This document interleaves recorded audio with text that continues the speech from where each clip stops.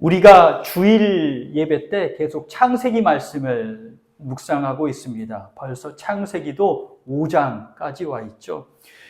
우리가 이제 1장부터 4장까지 말씀을 이제 앞에서 5장 1절과 2절에서 딱 요약을 해주는데요. 하나님께서 세상을 창조하셨습니다. 하나님께서 하나님의 형상으로 사람을 창조하셨습니다. 남자와 여자를 창조하시고 복을 주시고, 또 오늘 본문의 말씀에서 이제 5장 말씀은 아담의 계보라 말씀합니다. 조금 쉬운 말로 바꾸면 사람의 세계다, 인간의 세계다, 인류의 세계다라고 말할 수 있습니다. 우리 박경리 선생님의 대하소설 토지를 아시나요? 아주 옛날에는 그 텔레비전에서도 그 소설을 드라마화해서 아주 오랫동안 한 적도 있습니다. 구한 말부터 일제강점기를 거쳐서 광복까지, 해방까지 최참판댁 일가의 흥망성쇠를 이제 알려주는 거죠. 소설화했습니다. 그것을 통해서 우리 민족이 어떤 어려움을 겪었는지, 어떻게 그 어려움을 극복했는지를 알려주는 작품이죠. 경남 하동에 최참판댁이 있죠. 거기 가보면요, 그 최참판댁 기와집의 마당에 딱 서면 그 밑으로는요 넓은 평사리 들판이 쫙 보입니다. 여기서부터 여기까지가 최참판댁 들판이구나 딱 보이는 겁니다. 드넓은 공간이 한 품에 들여오는 겁니다. 최참판의 세계인 거죠. 그리고 며느리 최서희가 그 공간에서요, 그 최서희가 또 최서희의 자손이 이 시간과 공간에서 울고 웃고 살면서 그 세계를 영위하고 있죠. 최참판의 사람들이 그 시간, 구한말부터 해방될 때까지의 시간, 또 그 공간, 최참판의 들판, 이 공간에서 영위하는 삶이 바로 최참판의 세계인 거죠. 오늘 본문에서는요, 아담에서부터 노아까지 10대에 걸친 자손이 아담의 세계다, 사람의 세계다라고 말합니다. 이 10대에 걸친 자손들이요, 낳고 살고 죽었다라고 기록합니다. 낳고 살고 죽었다. 우리도 그렇게 될 것이죠. 우리도 낳고, 우리 부모님으로부터 낳고, 또 살다가 누구를 낳고, 자녀를 낳고, 또 죽습니다. 32절에 걸쳐서 이 이야기를 해주는 겁니다. 누구를 자녀를 낳고, 살다가 죽었더라. 이 아담의 계보를 읽다 보면, 아니 낳고 살고 죽은 게 뭐 그렇게 특별한가? 단순히 반복하는 거 아닌가라고 생각되기 쉬운데요. 이 속에서는요, 하나님이 부어주신 거대한 영적인 유산, 은혜가 살아 숨쉬고 있고요. 구원의 은혜를 찾아볼 수 있고요. 오늘 그래서 이 말씀을 전하면서 저는 가슴이 떨리면서 전하거든요. 오늘 말씀을 통해서 우리에게 주시는 주의 은혜와 구원의 메시지를 깊이 누리는 귀한 복된 시간이 되시기를 간절히 축복합니다. 아담의 세계에는, 사람의 세계에는, 내 세계도 마찬가지지만 아담의 세계에는요, 예수 그리스도가 있습니다. 예수 그리스도가 있습니다. 이 아담의 아들이 누구인지 아시죠? 창세기 1장부터 4장, 특별히 3장에 보면 아담이 누구를 낳았다 이야기가 나오죠. 가인과 아벨을 낳았다. 가인과 아벨을 낳았는데, 가인과 아벨이 이제 살았는데 가인이 동생 아벨을 죽였더라. 최초의 살인사건, 형제살인이죠. 최초의 살인자 가인은 세상을 떠도는 벌을 받습니다. 가인의 후손들이 세상에 떠돌아다니면서 세상 문화를 번성시킵니다. 악으로 달려갈 뿐입니다. 악한 사람의 심령에서 악한 일들이 일어나니 점점 죄와 악이 심해집니다. 하나님은 아담에게 셋이라는 아들을 다시 주십니다. 그리고 셋의 후손은 하나님을 예배하는 자손이 되었습니다. 흥미로운 점은요, 분명히 아담의 자손은, 아담은 가인 낳고 아벨 낳고 셋 낳았잖아요. 아벨은 가인에게 죽임을 당해서 없고 이제 가인과 셋이 남았는데, 흥미로운 점은 아담의 계보에서 이 가인이 보이지를 않습니다. 가인의 후손도 빠져 있습니다. 아담의 세계, 아담의 품 안에는요, 이 세대의 후손만 남아 있습니다. 가인의 후손은 어디로 갔습니까? 참 안타까운 일이잖아요. 우리 생각에는요, 가인과 가인의 후손이 문화를 번성시키고 기술을 번성시켰으니 얼마나 자랑스러운 자손입니까? 예를 들어서 우리 아들이 어디 연구원에 가 있다, 기술을 발전시키는 연구원에 가 있다, 자랑할 만하잖아요. 세상적으로도요, 높고 튼튼한 성을 쌓고 쌓았습니다. 악기를 만들어서 시와 노래를 부르면서 사람의 마음을 감동하고 위로해 줍니다. 생활을 편리하게 하는 여러 기구들을 만듭니다. 아니, 승용차 없는 것보다 승용차 있는 게 훨씬 편하시잖아요. 그리고 또 요즘에는요, 집집마다 세탁 건조기 없는 집이 없는데요. 그 주부들이 다 하는 말이, 야, 건조기 없는 세상에는 어떻게 살았냐, 뭐 이런 얘기를 하잖아요. 없는 것보다 있는 게 훨씬 편합니다. 그리고 내 자식이 그걸 만들었다고 하면 얼마나 자랑할 만합니까? 성을 쌓고 악기를 만들어서 노래를 부르고 기구를 만드는 일이 무슨 문제가 있겠습니까? 오히려 이런 일을 잘해야 되고요. 잘하면 박수 쳐줘야 되는 일인데, 문제는 그걸 만드는 사람이 어떤 목적을 가지고 어떤 마음을 가지고 그것을 어디에 쓰느냐가 문제인 거죠. 가인과 가인의 후손들은요, 악할 뿐이었습니다. 하나님의 은혜 안에 머물지 못한 떠돌이 인생, 영적 유랑자였습니다. 그러니 아무리 좋은 것을 쥐어줘도 그걸 악한 데다 쓸 뿐이었죠. 반면에 아담의 세계에는요, 셋의 후손들이 나옵니다. 오늘 성경 구절에 이름이 나오는데요. 10명, 이제 아담부터 해가지고 10명이 나와요. 아담, 셋, 에노스, 게난, 마할라헬, 야렛, 에녹, 무두셀라, 라멕, 노아. 이렇게 10자손이 이어지고 있습니다. 이들은요, 낳고 살다가 죽었더라로 끝납니다. 지극히 평범한 일상을 보낸 것 같죠. 참 따분한 일생 같죠. 그리고 묘비에 누구를 낳고 살다 죽었더라, 이렇게 기록이 되면 얼마나 따분한 인생 같습니까? 죄가 들어와서 죽음으로 끝나는 인생이지만, 그러나 이 아담의 세계에는요, 평범함 속에 특별함이 묻어 있습니다. 우선 1절을 한 목소리로 읽으시겠습니까? 1절입니다. 이것은 아담의 계보를 적은 책이니라. 하나님이 사람을 창조하실 때에 하나님의 모양대로 지으시고. 3절 말씀입니다. 한 목소리로 읽습니다. 아담은 130세에 자기의 모양, 곧 자기의 형상과 같은 아들을 낳아 이름을 셋이라 하였고. 아멘. 아담은 하나님의 형상대로 지음을 받았습니다. 아담은 자신의 형상, 아담의 형상과 같은 아들을 낳았습니다. 아담은 비록 죄로 일그러졌지만, 이 아담은 누구의 형상을 닮아서 지음받았어요? 하나님의 형상. 그래서 이 아담은요, 지금 셋에게 비록 죄로 일그러진 모습이지만 거룩한 하나님의 형상을 물려주고 있는 거죠. 그래서 비로소 셋이 하나님의 여호와 이름을 부르며 예배했던 겁니다. 우리도 하나님의 형상 따라 지음받은 그런 복된 사람들입니다.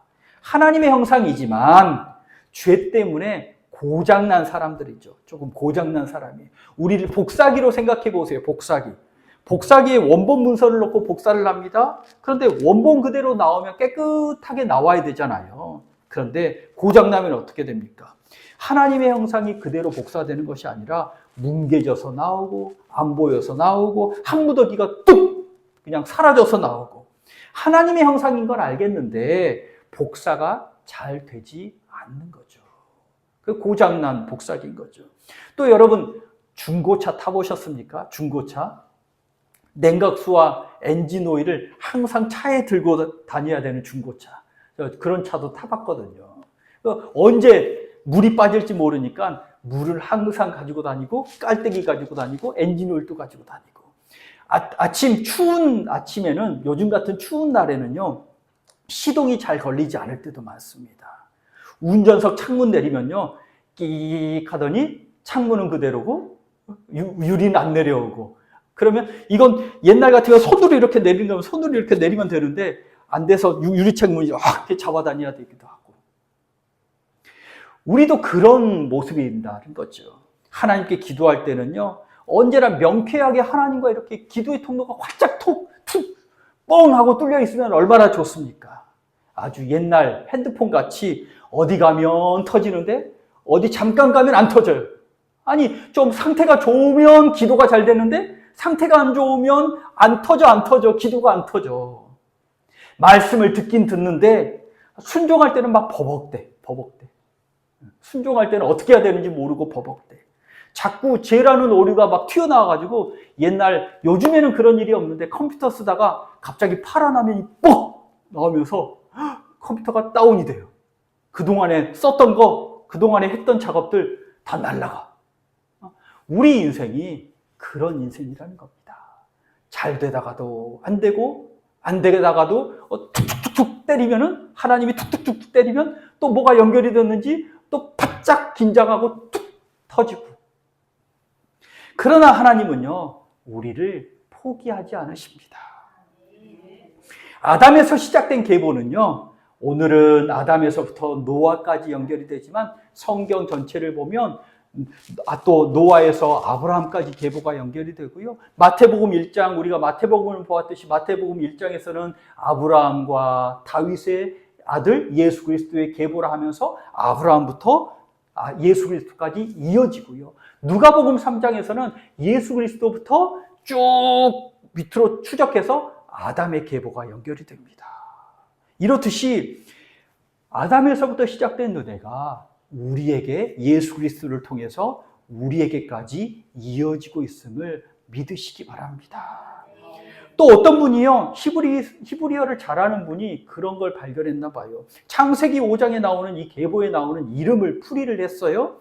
그래서 아담은 사람이라는 뜻이거든요. 셋은 정해진, 약속된, 에노스는 죽을 수밖에 없는 병든이라는 뜻이고요. 게나는 슬픔, 마할라렐은 찬양받으실 하나님, 야렛은 내려오다, 에녹은 가르치다, 받쳐지다, 또 무드셀라는 죽음을 가져오다, 라멕은 절망, 낮은 자, 노아는 안식, 위로라는 뜻인데 이 10명의 이름을 쭉 이렇게 맞춰봤더니 그 뜻이 무엇이냐면요, 죽을 수밖에 없는 슬픈 사람을 위해서 찬양받으실 하나님이 내려오셔서 죽음을 통해 절망하는 자들에게 참된 안식을 주신다.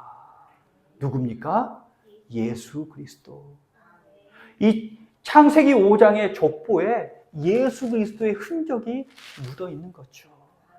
우리 인생에도 예수 그리스도의 은혜가 묻어나오고 있잖아요. 죽을 수밖에 없는 죽었더라. 지금 죽음의 행렬이잖아요. 죽음의 행렬 위에 있을 수밖에 없는 인생이지만, 그러나 예수 그리스도를 통해서 생명의 소망, 천국의 길이 활짝 열리고 있음을 믿으시기 바랍니다. 셋이 여호와 이름을 부릅니다. 아담의 세계에서는요, 예배하는 세계입니다. 가인은요, 악으로 치닫는 세계이지만 이 아담의 세계에서는요, 아담의 계보에서는요, 하나님을 예배하는 세계입니다. 찬송 소리가 울려 퍼집니다. 감사합니다라는 고백이 울려 퍼집니다. 은혜를 체험하고는요, 영혼이 잘된 같이 범사에 잘되고 강건한 은혜, 치유와 회복의 은혜, 복이 넘치는 은혜입니다.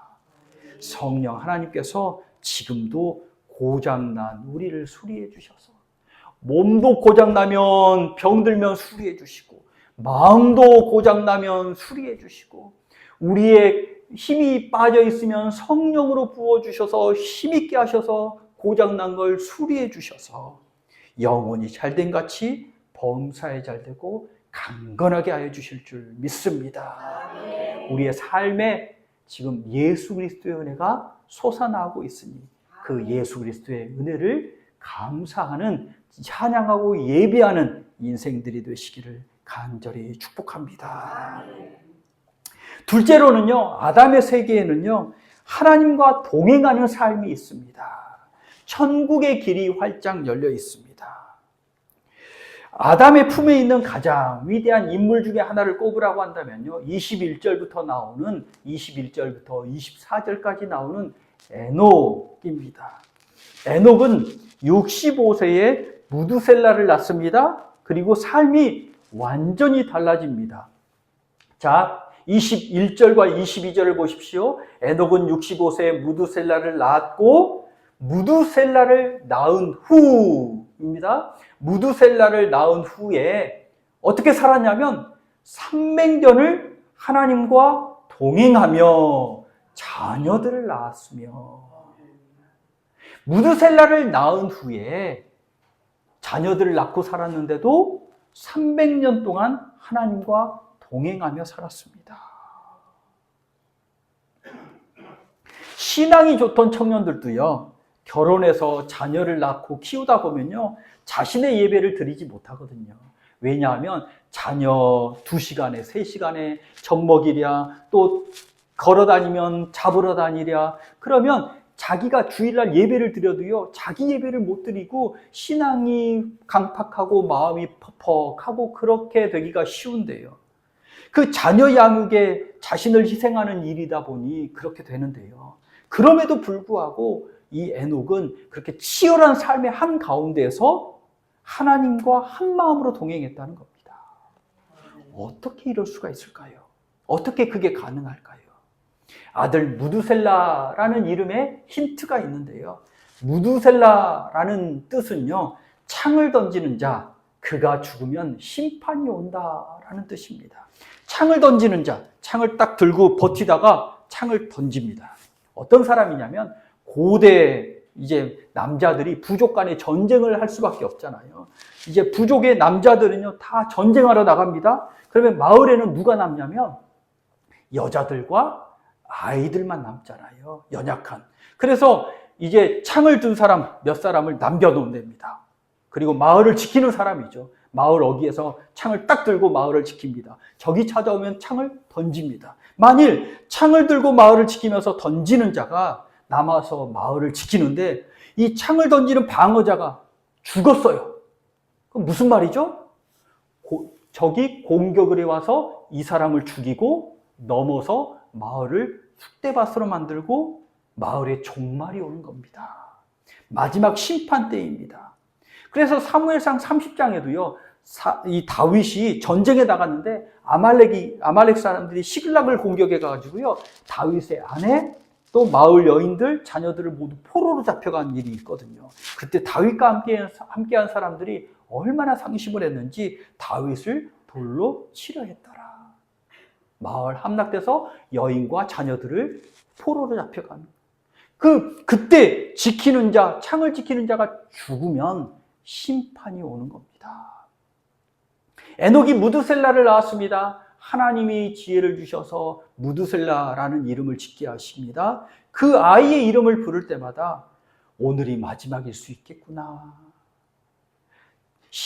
얘가 죽으면 심판이 오는구나. 오늘이 마지막일 수 있겠구나. 절박함으로 살았던 거죠. 이 아이의 생명이 다하면 하나님이 심판하시는구나. 오늘을 마지막으로 여기며 삽니다. 하루하루를 쉽게 보낼 수가 없는 거죠. 하루하루가 귀합니다. 한 번의 예배가 귀합니다. 오늘 이 24시간이 너무나 귀합니다. 내일이 내일 올지 모르니, 없을지 모르니 오늘이 귀합니다. 하나님을 전심으로 섬깁니다. 에녹은 그렇게 하나님의 마음에 맞추어 삽니다. 하루를 소중히 여기면서 하나님과 동행하다 보니 어느새 300년이라는 시간이 흐른 거죠. 300년 동안 하나님과 동행합니다. 또 갑자기 이런 예화가 떠오르네요. 작심삼일이라고. 작심삼일이라도 걱정하지 마십시오. 누가 언덕을 오르는데 그 언덕에서 넘어지면 재수가 없어가지고 3일만 산대죠? 그래서 딱 그 언덕에서요, 넘어졌어요. 그래서 집에 가가지고요, 아이고, 난 3일 후에 죽었네. 그러고 있었대요. 그래서 어떤 사람이 툭 치면서, 야, 3일 후에 다시 그 계곡에 가서 그 비탈길에 가가지고 다시 한번 굴러. 그럼 또 3일을 사는 거잖아요? 또 3일 후에 또 가서 굴러. 3일을 또 사는 거잖아요. 그러면 언제까지 살 수 있을까요? 구르면 구른 대로 계속 살 수 있습니다. 하루를 사는 게, 그래서 하루를 귀하게 사는 사람이 복된 사람입니다. 이 에녹에 대해서 예화를 할 때 가장 유명한 예화가 하나 있거든요. 한 어린이가 교회에서 에녹을 배웠어요. 그래서 엄마에게 에녹을 설명을 해요. 엄마에게 이렇게 에녹을 설명하는데, 에녹은요 매일 하나님과 산책했대요. 어느 날은요 에녹이 하나님과 이야기하느라요 너무 이야기가 좋아서 재밌어서 집에서 멀리 간 거예요. 해가 뉘엿뉘엿 쳐요. 집에 돌아가기는 너무 멀어요. 그랬더니 하나님이 에녹에게 이렇게 말했대요. 에녹아, 내 집에서 너 집보다 우리 집이 더 가깝네. 그래서 야, 그냥 우리 집에 가서 살자. 그래서 에녹이 죽음을 보지 않고 하나님의 집에서 영원히 살게 되었대요. 우리도 죽음을 이기고 부활하신 예수님과 같이 매일 산책하며 동행하고, 우리 집이 영원의 집이잖아요. 주님과 함께 있는 것이 너무 좋아서 주 예수 모신 곳이 그 어디나 하늘나라라고 고백하면서 주님과 동행하다 보니 천국의 길이 활짝 열리는 그런 복덩이들이 되시기를 축복합니다. 셋째로는 아담의 세계에는요 무한한 기다림이 있어요. 기다림이 있어요. 무두셀라가요 969세까지 살았거든요. 성경 퀴즈를 하면요 꼭 나오는 사람이 무두셀라예요. 문제가 뭐냐면 성경에서 가장 오래 산 사람이 누구게요? 무두셀라 969 외우기를 969 외우거든요. 놀랍게도 그런데 그가 죽으면 심판이 온다라는 이 무두셀라가 죽은 그 해에 노아의 홍수 심판이 시작된 거 아십니까, 여러분? 그가 죽으면 심판이 온다. 그가 죽었더니 홍수 심판이 온 거예요. 25절에 보면 무두셀라가요 187세에 아들 라멕을 낳아요. 라멕은 182세에 아들 노아를 낳아요. 제가 더해드릴게요. 계산 안 해도 돼요. 그러면 187 더하기 182 하면 이제 369거든요. 369세에 노아가 태어나요. 그럼 노아는 몇 세의 홍수가 났냐 하면 600세의 홍수가 났어요. 자, 무두셀라가 369세에 노아가 났고 노아가 600세의 홍수가 났어요. 더해보세요. 969세였던 거예요. 무두셀라가 죽으니 홍수 심판이 임합니다. 그러면 아니 이 무두셀라를 왜 가장 하나님 오래 살게 하셨어요? 한 사람이라도 더 구원하시기 위해서 이 사람 오래 살리고 하루라도 더 한 달만 더 한 달만 더 한 해만 더 한 해만 더 구원의 문을 열어놓다 보니 하나님이 무두셀라를 가장 오래 살게 하신 것 아니에요. 하나님은 그 후에 노아에게 심판을 피할 수 있는 방주를 준비해 주시고요. 피할 길을 열어주시고 구원의 문은 최대한 오래오래 열어놓으시고 그리고 그 문이 닫히더라도 그 속에 들어가 피하면 홍수를 이길 수 있는 방주를 짓게 하시고요. 우리 예수님이 그러한 은혜를 우리에게 베풀어 주신 줄 믿습니다. 지금 구원의 문을 활짝 열어놓으셔서 범사에 잘된, 영원히 잘된 같이 범사에 잘되고 강건하게 하시는 은혜를 받게 하시고요. 또 예수 그리스도를 믿어 또 구원받아 교회 하나님의 구원의 은혜에 들어오게 하셔서 교회에 들어오게 하셔서 이제는 세상의 마지막 심판 때일지라도 하나님이 품에 안으셔서 구원과 평안과 영생복을 누리게 하시는 이 은혜가 우리에게 있는 줄 믿습니다. 아담의 계보는요, 단순히 죽음의 기록이 아닙니다. 하나님의 형상을 회복해가는 소망의 지도입니다.